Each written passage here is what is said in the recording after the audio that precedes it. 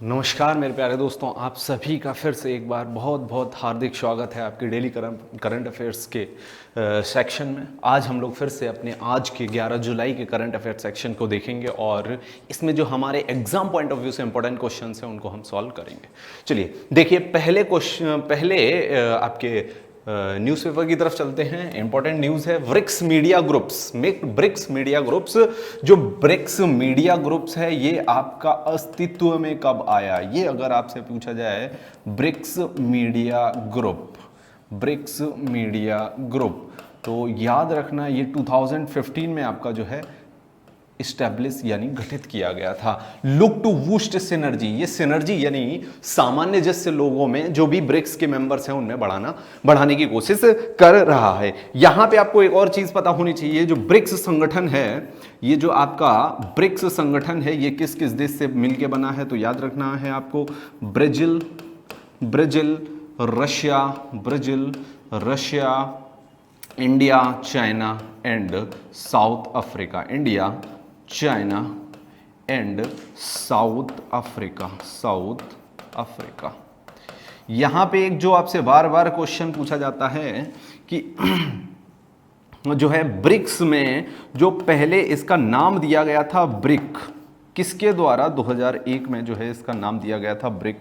तो ये नाम आपको याद रखना है, जिम ओ नील साहब ने जो है क्या किया था, इसे ब्रिक नाम दिया था इस संगठन को। फिर ये संगठन 2006 में एक बैठक होती है, 2009 से ये संगठन जो है वर्क करना शुरू कर देता है। आपसे पूछा जाए ब्रिक्स के हेडक्वार्टर्स यानी आपके मुख्यालय कहां पे हैं, अगर आपसे पूछा जाए हेडक्वार्टर्स इसके कहां पे हैं, तो याद रखना इसके हेडक्वार्टर को जाना जाता है ब्रिक्स टावर के नाम से, जो कि संघाई चाइना में आपका क्या है, स्थित है। संघाई कहां पे? शंघाई चाइना में जो है ब्रिक्स टावर आपके स्थित रहते हैं। आई थिंक इतनी बात यहां पे आपको क्लियर हो गई होगी। अच्छा, ये जो ब्रिक्स मीडिया ग्रुप का सम्मेलन हुआ है, जो ब्रिक मीडिया ग्रुप 2015 में बना है, ये जो सम्मेलन हुआ है ये किसके लिए सम्मेलन हुआ है? तो सिनर्जी को बूस्ट करने के लिए। अभी हाल ही में कोविड-19 की प्रॉब्लम्स जो है देखी गई हैं, कोविड-19 की प्रॉब्लम्स के साथ साथ रशिया वर्सेस यूक्रेन का विवाद देखा गया है। तो इसको चलते चलते ये आपका सम्मेलन किया गया है कि कैसे जो है सिनर्जी बढ़ाई जाए, कोई भी ऐसा समय के साथ कोई भी ऐसा आपका जो है युद्ध ना हो, इसके लिए ये जो है आपका सम्मेलन किया गया है। और ब्रिक्स समिट अगर हम बात करें 14th ब्रिक्स समिट की बात करें, 14वीं ब्रिक्स समिट की बात करें, तो ये आपकी कहां पे आयोजित हुई थी? तो आपकी सी जिनपिंग, जो कि आपके सी जिनपिंग जो कि आपके कहाँ के जो हैं प्रधानमंत्री हैं, तो चाइना के प्रधानमंत्री हैं, इन्होंने वर्चुअली इसे ऑर्गेनाइज किया था। वर्चुअली यानी आभासी रूप से इसका ऑर्गेनाइजेशन किया गया था। आभासी रूप से सी जिनपिंग साहब के साथ 14वां ब्रिक्स सम्मेलन आपका आयोजन किया गया था। इसके हेडक्वार्टर हमने आपको बता दिए। और अगर पूछा जाए भारत की तरफ से बहुत सारे मीडियाज थे। द हिंदू भी आपका जो है भारत की तरफ से इस मीडिया सम्मेलन में भाग ले रहा था। साथ में अगर आपसे पूछा जाए और देशों के मीडिया ग्रुप्स पूछे जाएं, तो ब्राजील का हो जाएगा CMA ग्रुप, ब्राजील का आपका CMA ग्रुप मीडिया हाउस हो जाएगा, जो कि इस सम्मेलन में भाग ले रहा था। क्योंकि ये ब्रिक्स मीडिया ग्रुप्स का सम्मेलन था, तो इंडिया से द हिंदू, CMA ग्रुप आपका कहां से हो जाएगा? ब्राजील से हो जाएगा।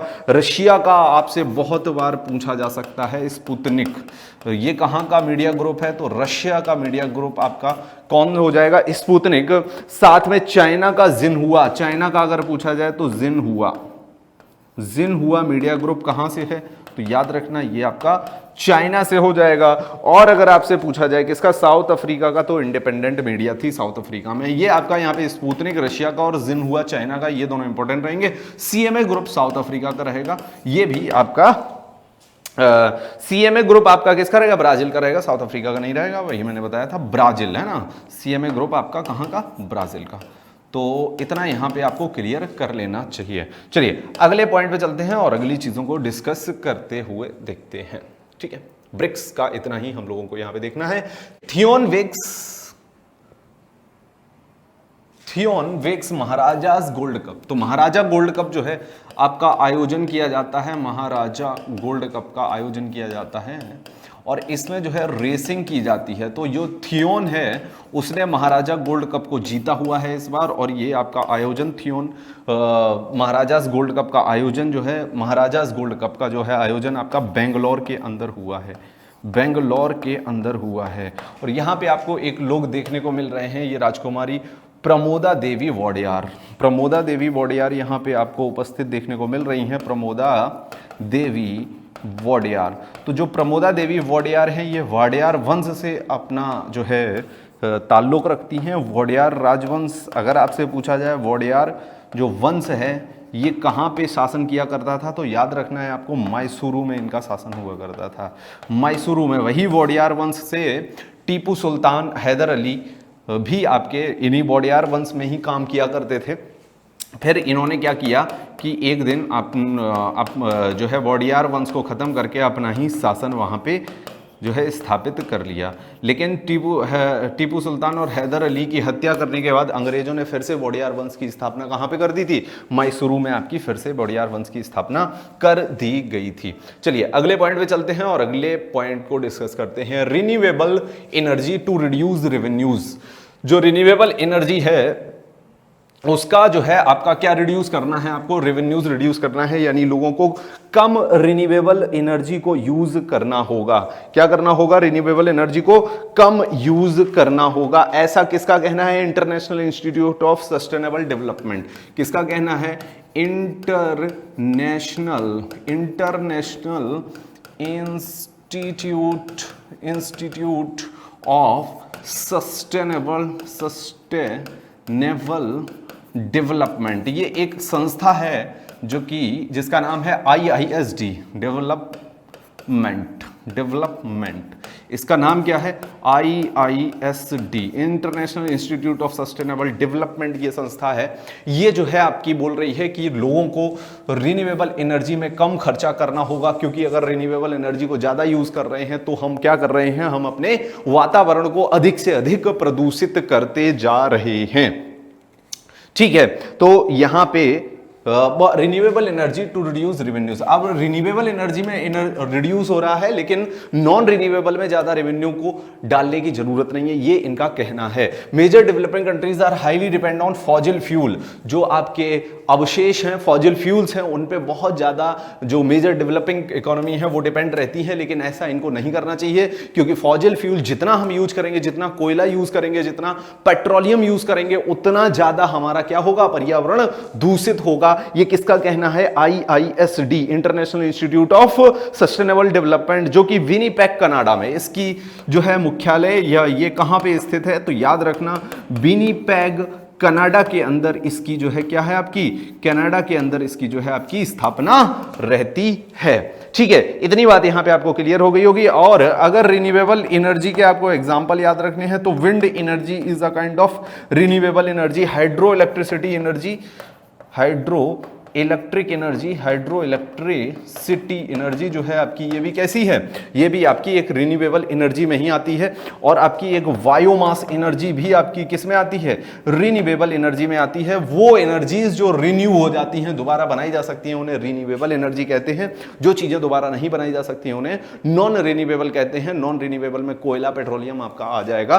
तो उसका IISD का कहना यही है कि नॉन रिन्यूएबल पे अपना जो है ज्यादा फोकस रखो, रिन्यूएबल पे कम रखो। लेकिन हो क्या रहा है, रिन्यूएबल को ज्यादा यूज किया, नॉन रिन्यूएबल को ज्यादा यूज किया जा रहा है लोगों के द्वारा, यानी कंट्रीज के द्वारा। चलिए आगे देखते हैं, अगली न्यूज पे चलते हैं। तो ड्रग्स बाया parcels a unique modus operandi, यानी लोगों ने एक नया ही तरीका अपनाया कि ड्रग एक जगह से दूसरी जगह पहुंचाने के लिए उन्होंने क्या यूज किया है, पार्सल का यूज किया है। मोडस ऑपरेंडी जो है वर्ड कभी कभी आपसे पूछ लिया जाता है।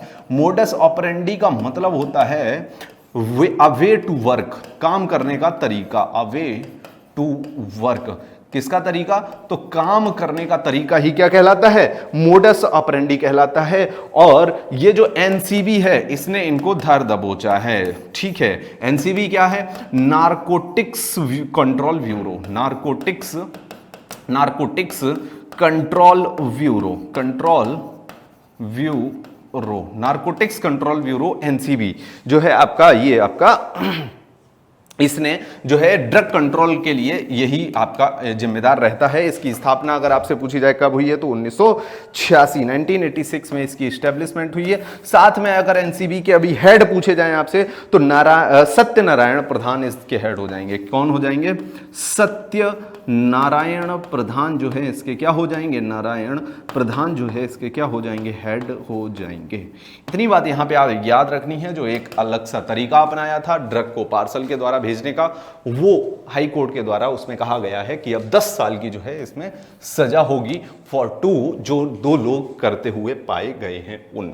ठीक है, चलिए आगे चलते हैं। अगले क्वेश्चन आ गए हमारे। क्वेश्चन को आपको ध्यान से देखना है और इनके आंसर्स देने हैं। India's nodal agency CBI, central bureau of investigation for child sexual abuse database joins hand with. Bharat की नोडल एजेंसी सीबीआई बाल यौन शोषण डेटाबेस के किसके साथ आई है? यूएनएससी, यूनाइटेड संयुक्त राष्ट्र सुरक्षा परिषद। इसका मुख्यालय आपसे पूछा जाए तो कहां आप आंसर लगाएंगे? तो न्यूयॉर्क। ये आपकी यूएन यानी यूनाइटेड नेशन की एक एजेंसी है। यूएन की 6 मुख्य एजेंसीज हैं।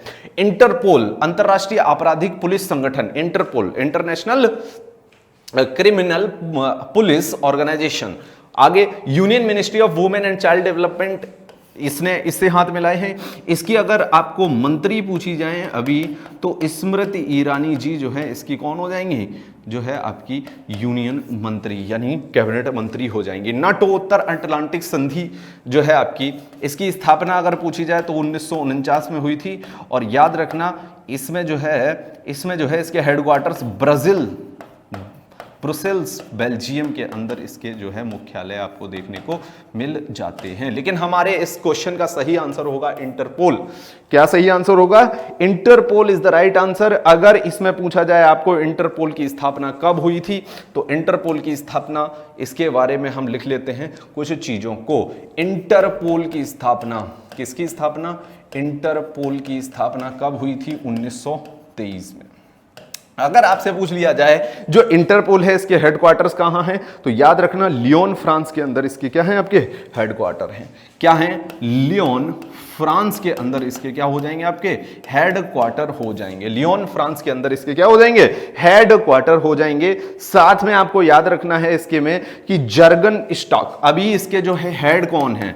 अभी इसके हेड कौन है? तो याद रखना जर्गन स्टॉक। इसके आपके क्या हो जाएंगे? मुखिया हो जाएंगे। और international child sexual exploitation database में अभी इंटरनेशनल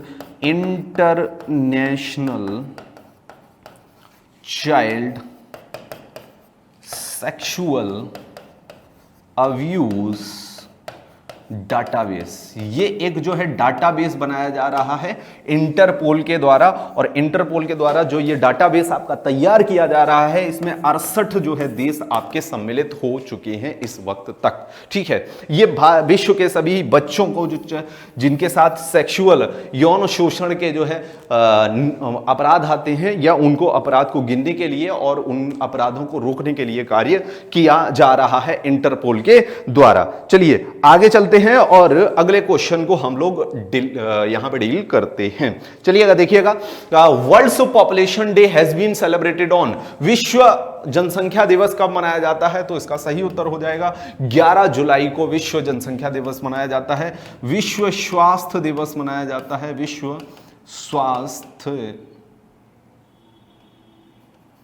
विश्व स्वास्थ्य दिवस आपका मनाया जाता है कब? विश्व स्वास्थ्य दिवस 7 अप्रैल को। 5 जून को क्या मनाया जाता है? पर्यावरण दिवस, विश्व पर्यावरण दिवस। साथ में 21 जून को योग दिवस मनाया जाता है। कौन सा दिवस? योग दिवस आपका कब मनाया जाता है? 21 जून को मनाया जाता है। आई थिंक इतनी बात यहां पे आपको क्लियर हो गई होगी। चलिएगा आगे देखते हैं। तो इस बार एक और चीज याद रखना, जो विश्व जनसंख्या दिवस मनाया गया है उसकी थीम क्या है? तो 8 बिलियन की दुनिया, सभी के लिए एक लचीला भविष्य। कितने बिलियन की दुनिया? 8 बिलियन की दुनिया, सभी के लिए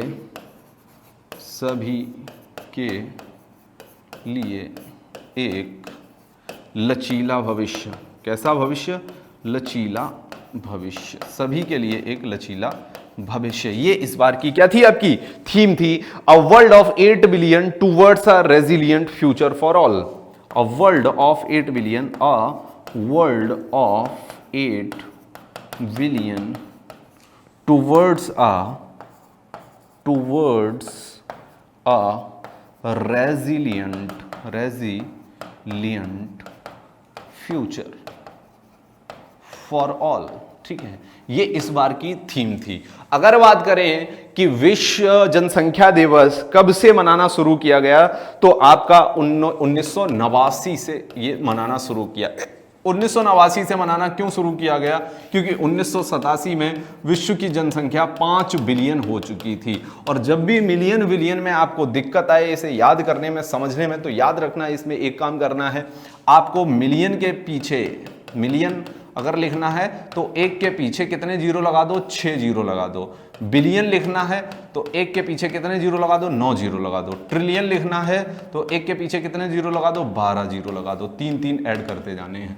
ठीक है, तो इस तरह आपका 5 बिलियन जब जनसंख्या हुई थी, तभी से हमने क्या मनाना शुरू कर दिया, विश्व जनसंख्या दिवस। इस पे क्या करते हैं हम, इसके जो भी विश्व के लोग हैं उन्हें क्या करते हैं, प्रेरणा देते हैं कि जनसंख्या वृद्धि ना की जाए, और जनसंख्या वृद्धि से क्या क्या नुकसान है। साथ में हम ये भी प्रेरणा देते हैं उनको कि किस तरह से हमें जनसंख्या वृद्धि को रोकना है, और इसके क्या क्या उपाय हो सकते हैं, और क्या क्या फायदे भी हो सकते हैं। साथ में आपको एक चीज और यहां पे याद रखनी है कि ये जनसंख्या दिवस कौन मनाता है, तो यूएनडीपी का ये जो है कार्यक्रम रहता है, यूनाइटेड नेशन डेवलपमेंट प्रोग्राम, आपका संयुक्त राष्ट्र विकास आपका कार्यक्रम, इसके द्वारा ये मनाया जाता है। चलिएगा आगे देखते हैं नेक्स्ट क्वेश्चन को सॉल्व करते हैं हम लोग। नेक्स्ट क्वेश्चन है, who published the report sustainable development goals report 2022।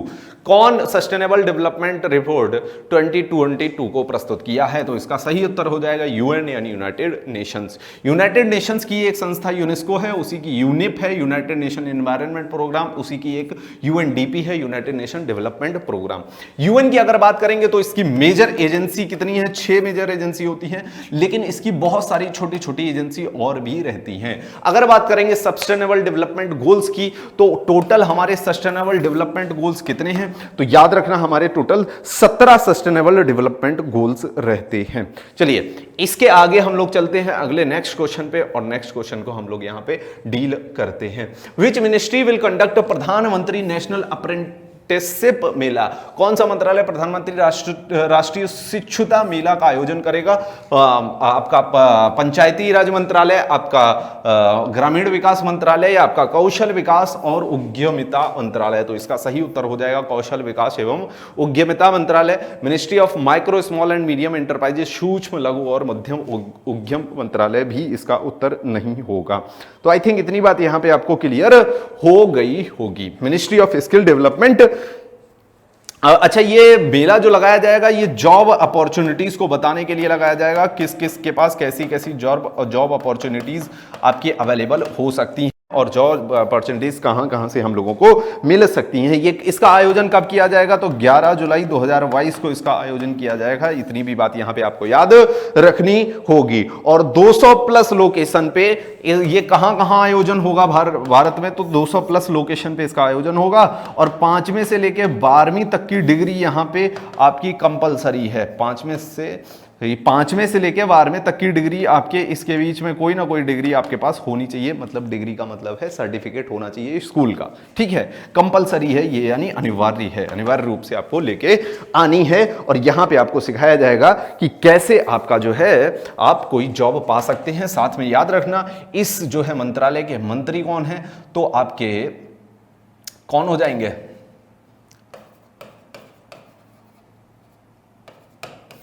प्रधान साहब, जिन्हें आप कहते हो धर्मेंद्र प्रधान। धर्मेंद्र प्रधान पूरा नाम हो जाएगा। अच्छा, मैं पूरा ही नाम लिख देता हूं। धर्मेंद्र प्रधान जो है इनका नाम हो जाएगा, ये आपके क्या हो जाएंगे, धर्मेंद्र प्रधान। ठीक है, ये आपके क्या हो जाएंगे, ये इस मिनिस्ट्री के क्या हो जाएंगे, आपके मिनिस्टर हो जाएंगे, कैबिनेट मिनिस्टर हो जाएंगे। चलिए अगले क्वेश्चन की तरफ मूव करते हैं, और ये आज हमारा इस सीरीज का लास्ट क्वेश्चन होगा। Who won women singles title at Wimbledon 2022? Wimbledon 2022 जिसका आयोजन कहां पे हुआ है, तो याद रखना लंदन में इसका आयोजन किया गया है। विंबलडन 2022 का वुमेन्स सिंगल टाइटल किसने जीता, तो इसका सही उत्तर हो जाएगा एलिना रिवाकिना। एलिना रिवाकिना किसको हरा के, तो ओएनएस जयवूर को हरा के इन्होंने जीता है। और ये एलिना रिवाकिना जो है कजाकिस्तान से है। कहां से है? कजाकिस्तान से है। और कजाकिस्तान की कैपिटल याद रखना है नूर सुल्तान है आपकी, क्या है? नूर सुल्तान कजाकिस्तान की कैपिटल है और पहली कजाकिस्तान की विंबलडन की विनर है। बात करें अगर हम विंबलडन की, तो विंबलडन ऑस्ट्रेलियन ओपन, साथ में आपका US open, Wimbledon, Australian open, US open और इसके साथ साथ आपका फ्रेंच ओपन। कौन सा? French open. ये सारे के सारे जितने भी ओपन हैं साथ में विंबलडन, ये सारे के सारे टेनिस के टूर्नामेंट्स होते हैं। किसके होते हैं? टेनिस के टूर्नामेंट्स होते हैं। और अगर आपसे पूछा जाए मेंस सिंगल में कौन जीता है, किसमें? मेंस सिंगल में कौन जीता है विंबलडन, तो याद रखना नोवाक जोकोविक। कौन? नोवाक जोकोविक जो है इसके आपके क्या हो जाएंगे? नोवाक जोकोविक मेंस सिंगल के विनर हो जाएंगे। और नोवाक जोकोविक की अगर हम बात करेंगे तो ये आपके कहां से हेल करते हैं, यानी किस देश से हैं, तो सर्बिया। किस देश से हैं, तो याद रखना है आपको सर्बिया देश से हैं। किस देश से हैं भाई? सर्बिया देश से हैं, जिसकी राजधानी बेलग्रेड है। सर्बिया की कैपिटल अगर आपको याद नहीं है तो लिख लेना इसको, सर्बिया की कैपिटल आपकी बेलग्रेड हो जाती है। ठीक है, इतनी बात यहां पे आपको याद रखनी होगी। ठीक है, इन सभी आपके ग्रैंड स्लैम को हम लोग क्या बोलते हैं? इन सभी ओपन्स को क्या बोलते हैं? तो ग्रैंड स्लैम बोला जाता है। क्या बोला जाता है? ग्रैंड स्लैम नाम दिया जाता है। ये सारे के सारे टेनिस के टूर्नामेंट हैं। विंबलडन एक टेनिस का टूर्नामेंट है। इस बार विंबलडन का आयोजन लंदन में हुआ था और विंबलडन को जीता किसने था, तो वुमेन सिंगल का टाइटल जीता है आपके एलिना रिवाकिना ने, जो कि आपकी कजाकिस्तान से जो है नाता रखती है और कजाकिस्तान की पहली विनर है विंबलडन की। नूर सुल्तान जो है कैपिटल है कजाकिस्तान की। मेंस सिंगल विंबलडन किसने जीता है, तो नोवाक जोकोविक ने जीता है, जो कि सर्बिया से जो है अपना संबंध रखते हैं, जिसकी कैपिटल बेलग्रेड हो जाएगी। तो आज इतना ही हमें जानना है। इसके आगे हम लोग अपना जो करंट अफेयर्स का सेशन है कल फिर आपके सामने प्रस्तुत करेंगे। तब तक के लिए हमें इजाजत दीजिए और आप लोग पढ़ते रहिए। बहुत बहुत शुक्रिया आपका मेरे प्यारे दोस्तों।